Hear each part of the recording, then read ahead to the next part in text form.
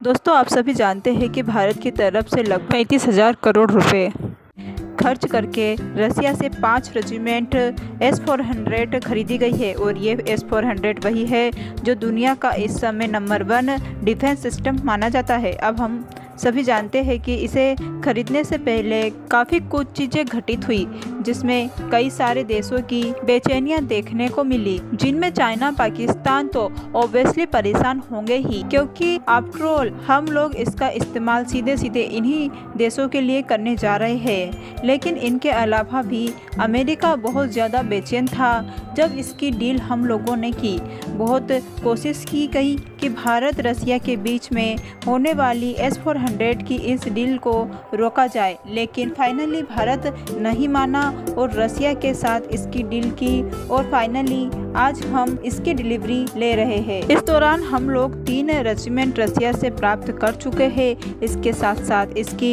Deployment भी कर दी गई है, जिनमें से कुछ रेजिमेंट को हमने ऑलरेडी डिप्लॉय भी कर दिया है। अब मैं आपको बता दूं कि रसिया की तरफ से ये जो S-400 की डिलीवरी भारत को की गई है, तो इन सभी सिस्टम की प्रॉपर टेस्ट करके ही भारत को भेजा गया है। यानी जिन पैरामीटर के आधार पर S-400 मिसाइल सिस्टम ने काम करना चाहिए, उन सारे पैरामीटर्स को जब ये अचीव कर लेगा टेस्ट के दौरान, तब ही जाके रसिया की तरफ से इन्हें भारत को डिलीवर किए गए। लेकिन अभी तक देखा गया है कि भारत के अंदर इसका कोई टेस्ट नहीं हुआ है। यानी अलग अलग सिस्टम की टेस्टिंग हम लोगों ने ज़रूर कर ली होगी, क्योंकि S-400 के रेजिमेंट की बात की जाए तो कई सारे सिस्टम होते हैं और उन सभी के टेस्टिंग वगैरह ऑब्वियसली अभी तक कर ली होगी। लेकिन अगर इसके लाइव फायर टेस्ट की अगर बात की जाए तो भारत के अंदर कंडक्ट अभी तक नहीं किया गया है, जबकि भारत के अंदर इसके कई तरह के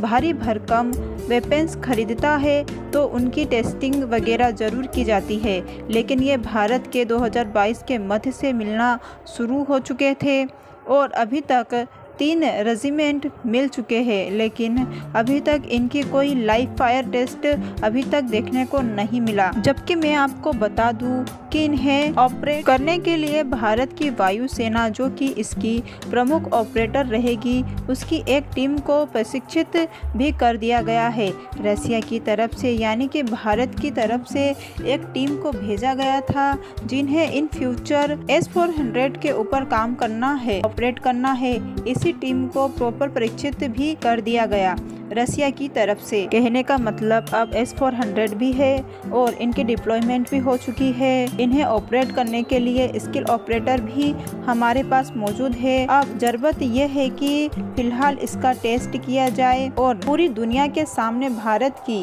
शक्ति का प्रदर्शन किया जाए। इस तरह से हम लोगों ने देखा था कि टर्की के द्वारा S-400 की रेजिमेंट्स प्राप्त की गई थी। उसके बाद उसकी फोर्सेस द्वारा भी इसका लाइव टेस्ट किया गया था। तो ठीक इसी तरह की तैयारी बताई जा रही है, भारत की तरफ से भी की गई है और आने वाले बिल्कुल कुछ ही समय में भारत के अंदर S-400 का पहला परीक्षण किया जाएगा, जिसको लेकर इंडियन एयरफोर्स की तरफ से तैयारियां भी शुरू कर दी गई है। और इस दौरान बताया जा रहा है कि किसी फास्ट मूविंग टारगेट के खिलाफ S-400 का परीक्षण भारत द्वारा किया जाएगा, जो कि हम लोग अक्सर हमारे एयर डिफेंस के अंदर भी टेस्टिंग के दौरान इस्तेमाल करते हैं। हालांकि इस टेस्ट को लेकर टाइमलाइन अभी तक जारी नहीं की गई है, लेकिन काफ़ी जल्द इस टेस्ट को कंप्लीट होने की उम्मीद जताई जा रही है। और S-400 की बात की जाए तो इसकी एक रेजिमेंट में कुल 8 के नंबर में लॉन्चर होते हैं। एक लॉन्चर से 4 मिसाइलें लॉन्च की जा सकती है। तो इस तरह से एक रेजिमेंट एक साथ 32 मिसाइलों को फायर करने की क्षमता रखती है।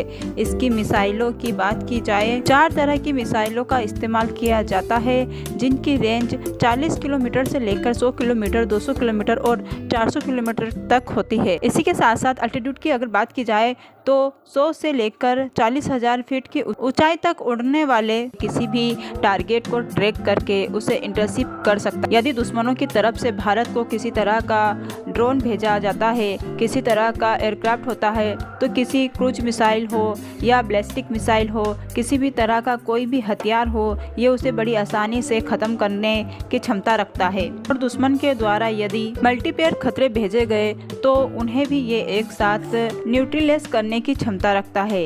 इसके अंदर जो रन आउट सिस्टम लगे होते हैं वो और भी ज़्यादा पावरफुल होते हैं, जो 600 किलोमीटर की आपको ट्रैकिंग रेंज देते हैं। कहने का मतलब जो थ्रेड आपसे 600 किलोमीटर की दूरी पर रहेगा, उसी दौरान S-400 उसे बड़ी आसानी से पहचान लेगा और इस 400 की कई सारी खूबियाँ उसे दुनिया में नंबर 1 एयर डिफेंस सिस्टम बनाती है। इस समय अगर बात की जाए भारत की, तो भारत के अंदर भी कई सारे एयर डिफेंस सिस्टम बनाए जा रहे हैं। और ख़ास करके बात की जाए BAMD सिस्टम की, कुछ ही समय पहले ही हमने उसकी फेज 2 की पहली मिसाइल का परीक्षण देखा था, यानी कि A2 मिसाइल का। हालांकि BAMD सिस्टम काफ़ी हद तक इससे डिफरेंट एयर डिफेंस सिस्टम है, जिनके इस्तेमाल खास तौर पर हमारे तरफ आने वाले न्यूक्लियर बैलिस्टिक मिसाइल के खिलाफ करने वाले हैं, जिसका कुछ ही समय पहले उसका टेस्ट हुआ था। उसके बाद भारत के द्वारा किया जाने वाला सबसे ज़्यादा महत्वपूर्ण टेस्ट होगा, जिसको यकीनन पूरी दुनिया देखेगी। खास तौर पर एशिया रीजन की बात की जाए, क्योंकि एशिया में भारत के अंदर इसको रन रेट कहा जा रहा है, जो कि जियोपॉलिटिक्स को बहुत ही ज़्यादा चेंज करता है और इसके बड़े बड़े मायने हो सकते हैं।